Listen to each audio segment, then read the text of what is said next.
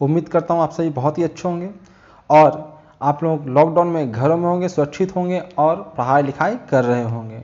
तो चलिए आगे हम लोग स्टार्ट करते हैं। मोशन हम लोग पढ़ रहे थे तो keep watching and keep sharing का रट लगा के हम लोग आगे बढ़ते हैं। क्या पढ़ रहे थे हम लोग? तो क्लास 9th का साइंस चैप्टर नंबर 8 मोशन पढ़ रहे थे।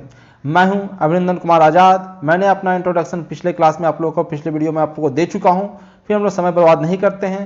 फिजिक्स के ब्रांचेज को हम लोग देख चुके हैं, बहुत सारे और भी ब्रांचेज है। उसके बाद हम लोगों ने मोशन को देखा था, मोशन को समझा था और मैंने आप लोगों को ये बताया था कि मोशन और रेस्ट रिलेटिव क्वांटिटीज हैं, एक दूसरे पर डिपेंड करती है।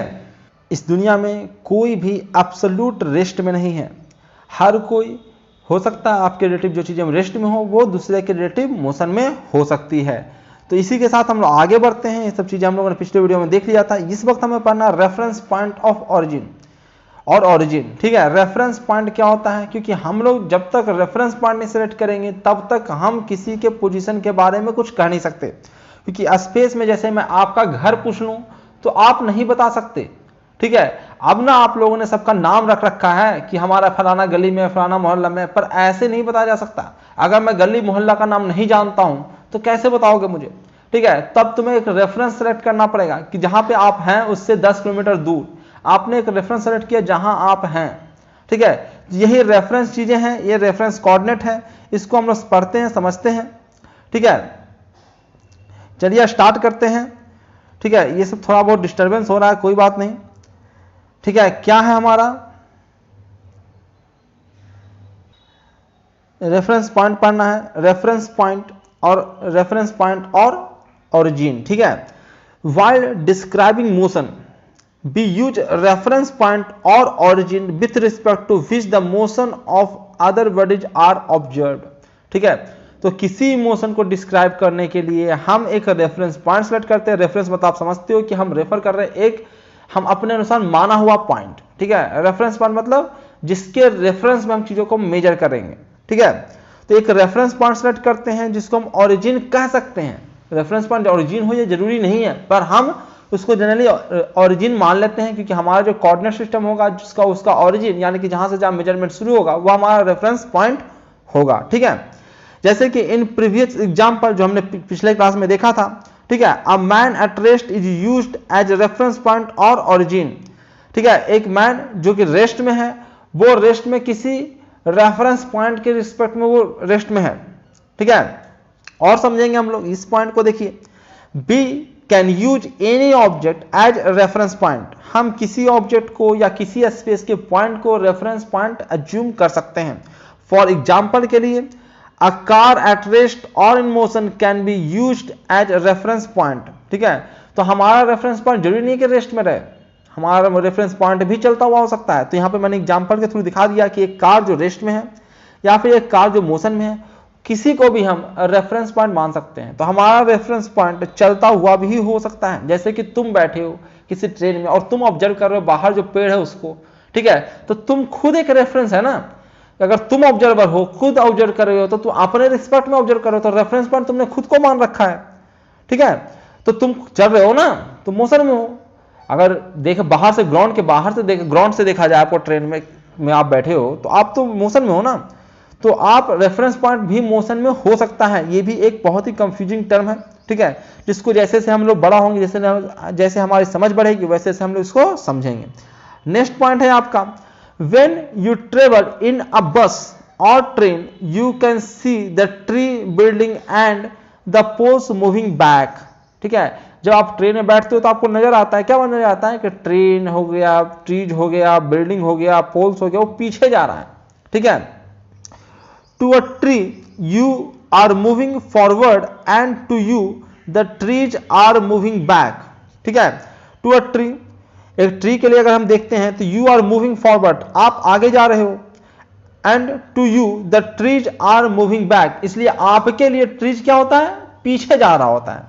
ठीक है, यहां पे क्या है? both you and the tree can serve as a reference point but motion can not be describe without reference point.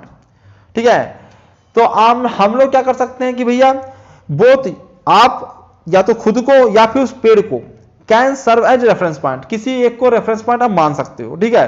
But motion can not be describe without reference point, पर बिना रेफरेंस पॉइंट के motion को describe नहीं किया जा सकता है। हो सकता है आपके बुक में इतना ज्यादा रेफरेंस पॉइंट के बारे में नहीं दिया हुआ हो, पर फिर भी आप लोगों को ये जानना ही पड़ेगा कि रेफरेंस पॉइंट, जैसे कि अगर पेड़ को रेफरेंस पॉइंट मान लोगे तो पेड़ खुद के रिस्पेक्ट में कभी चल नहीं सकता, ठीक है, क्योंकि रेफरेंस पॉइंट वही है। अगर उससे देखो रेफरेंस पॉइंट तो कभी पेड़ का पोजीशन नहीं बदलता हुआ नजर आएगा आपको, ठीक है। पर यदि आप खुद को रेफरेंस पॉइंट मान लोगे, ट्रेन में बैठे हो और खुद को रेफरेंस पॉइंट अगर तुमने मान लिया है तो तुम्हारे अनुसार पेड़ का पोजीशन बदलता हुआ नजर आएगा आपको, ठीक है। रेफरेंस पॉइंट से उसका डिस्टेंस बढ़ता घटता नजर आएगा, ठीक है। डिपेंड करता है उसकी तरफ जा रहे हो या फिर उससे दूर हट रहे हो, तो आप कह सकते हो कि पेड़ वो मोशन में है, ठीक है। नेक्स्ट आपके लिए एक क्वेश्चन है, what effect do you get when you play video game involving car racing. अब बताओ, एक क्वेश्चन है कि आप वीडियो गेम खेलते हो, कार रेसिंग वाला, कार चलता रहता है। अब बताओ उसमें कौन चल रहा होता है, ठीक है। ना तो मोबाइल चल रहा होता है, जानते हो कार भी नहीं चल रहा होता है। कार चल रहा होता है क्या उसमें, कार रुका हुआ होता है। वीडियो गेम में देखो तो चल क्या रहा होता है। तो ये क्वेश्चन आपके लिए कमेंट सेक्शन में आप लोग बताइए इस क्वेश्चन के बारे में कि आपको क्या समझ में आता है इस क्वेश्चन से, ठीक है। नेक्स्ट हम लोग देखते हैं, नेक्स्ट वीडियो स्लाइड में चलते हैं, इसके बारे में बताइए। तो मैं नेक्स्ट क्लास में, नेक्स्ट वीडियो में इसके बारे में आपको बताऊंगा, ठीक है। यहां पे जैसे कि एक गेम है, ठीक है, यही आपका गेम है जो जिसके बारे में बातें कर रहा हूं, तो इसके बारे में आपको खुद से आंसर बताना है। इसको मैं स्किप करता हूं, ठीक है। नेक्स्ट क्लास में हम लोग नेक्स्ट वीडियो में इसको डिस्कस करेंगे, ठीक है। यहां पे कुछ और दिया गया है, ठीक है। सीरियल नंबर दिया गया एक तरफ डिस्टेंस लिखा गया, एक डिस्प्लेसमेंट है। दोनों के बीच डिफरेंस हम लोगों ने देखा है कि क्या डिस्टेंस और डिस्प्लेसमेंट में क्या डिफरेंस होता है, ठीक है। कुछ देखेंगे, उसके बाद और भी डिटेलिंग में उसको समझेंगे, डिस्टेंस और डिस्प्लेसमेंट के बीच डिफरेंस को, ठीक है। तो देखते हैं डिस्टेंस क्या होता है। तो distance is a scalar quantity. Distance क्या है, एक स्केलर क्वांटिटी है, ठीक है। और डिस्प्लेसमेंट क्या है, एक वेक्टर क्वांटिटी है कि नहीं। जबकि स्केलर वेक्टर मैं बताता हूं अभी क्या है स्केलर वेक्टर। पहले तो जान लीजिए कि डिस्टेंस एक स्केलर क्वांटिटी है और डिस्प्लेसमेंट एक वेक्टर क्वांटिटी है, ठीक है। Distance travelled by a moving body can not be zero. अगर कोई मूविंग बॉडी है, ध्यान रहे मूविंग बॉडी है, कोई बॉडी लिख दे तो कंफ्यूज नहीं होना है। एक बच्चा मुझसे 11th में आ गया और झगड़ रहा था मुझसे, कह रहा कि डिस्टेंस कभी जीरो नहीं हो सकता है। कैसा कैसे हो सकता है, अगर हम चलेंगे नहीं तो डिस्टेंस जीरो हो गया, ठीक है। तो नहीं सर, बुक में हमारा लिखा हुआ है। कि कौन सा बुक में लिखा हुआ, लेके आओ। लेके आया बुक, ये पढ़ो ढंग से, वहां क्या लिखा हुआ है, मूविंग बॉडी। तो जो मूविंग बॉडी है उसका डिस्टेंस कैसे जीरो हो सकता है, कुछ ना कुछ तो ट्रेवल करेगा ही करेगा, ठीक है। नेक्स्ट क्या, final displacement of a moving body can be zero. जो मूविंग बॉडी है उसका डिस्प्लेसमेंट जीरो हो सकता है मूव करके वो वहीं पे लौट आए तो उसका डिस्प्लेसमेंट जीरो हो सकता है, ठीक है। तो डिस्टेंस और डिस्प्लेसमेंट क्या होता है, डिस्टेंस होता है टोटल पाथ लेंथ। जो टोटल पाथ लेंथ आप ट्रेवल करते हो, ऐसे गए ऐसे गए ऐसे गए, टोटल पाथ लेंथ जो ये वाला है यही आपका डिस्टेंस कहलाता है। सॉरी, टोटल पाथ लेंथ जो आपका है वो डिस्टेंस कहलाता है आपका। जैसे ये यहाँ गए ऐसे गए, तो पूरा का मेजर करोगे तो ये आप मेजर करके लाओगे, टोटल पाथ लेंथ है और यही आपका डिस्टेंस कहलाएगा। डिस्प्लेसमेंट क्या होता है, ये आपने यहां से शुरू किए थे, यहां आप हो तो मम्मी पापा पूछेंगे कि भाई कितना दूरी पे है, तो वो मिनिमम मेजर करेंगे, रास्ते से मेजर नहीं करेंगे, वो ऐसे एकदम सीधा मेजर करेंगे इतना दूरी पे अभी हमसे है, ठीक है। तो ये आपका डिस्प्लेसमेंट कहलाता है। फाइनल और इनिशियल के बीच जो मिनिमम डिस्टेंस होता है उसको हम डिस्प्लेसमेंट कहते हैं, ठीक है। इसको हम लोग और डिटेल में देखेंगे नीचे, ठीक है। पहले तो हम लोग चलते हैं कहां, हम लोग देखते हैं स्केलर और वेक्टर, हमारा नाम आ गया तो उसको देख लेते हैं। तो यहाँ तो स्केलर वेक्टर का सिंपल सा डिफिनेशन दिया गया है। जानते हो कि स्केलर वेक्टर इस प्रकार से डिफाइन नहीं होता है। मैंने कई सारे वीडियोज बना रखा है, अभी मैं 11th को पढ़ा रहा हूँ तो उसमें भी मैंने वेक्टर का डिफिनेशन बताया है, तो वो उस वीडियो को भी आप देखना चाहते हो देख सकते हो। यहाँ चूंकि आप 9th में हो तो मैं बहुत ज़्यादा डिटेलिंग नहीं करूँगा, ठीक है, पर सिंपली थोड़ा सा बताऊँगा और थोड़ा सा कंफ्यूजन ना हो उसके लिए मैं बताऊँगा, ठीक है।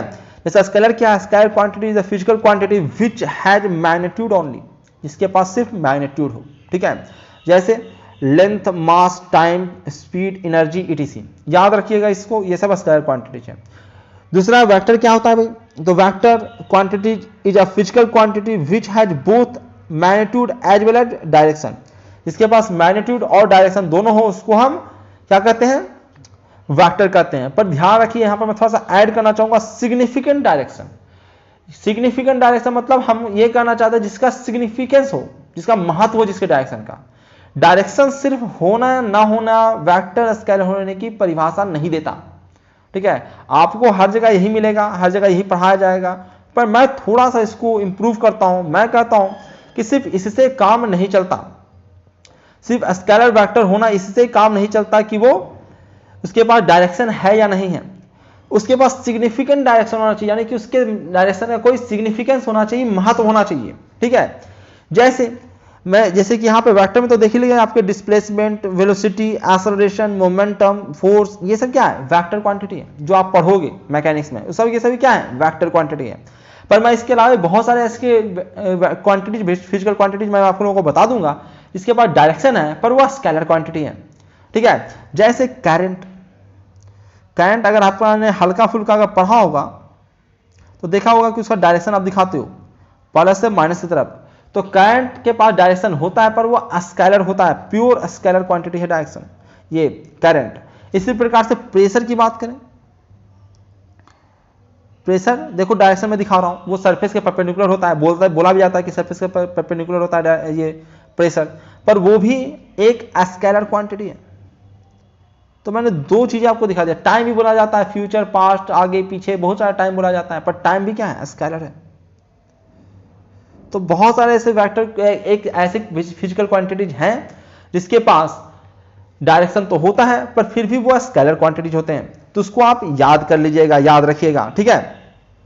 नेक्स्ट हम लोगों को फिजिकल क्वांटिटीज क्या है उसको भी जान लेते हैं, क्योंकि फिजिकल क्वांटिटीज बार बार आ रहा है, तो फिजिकल क्वांटिटीज को जान लेते हैं कि फिजिकल क्वांटिटीज क्या होते हैं, ठीक है। Physical quantities is a quantity which can be measured and expressed in magnitude, value with or without unit, ठीक है।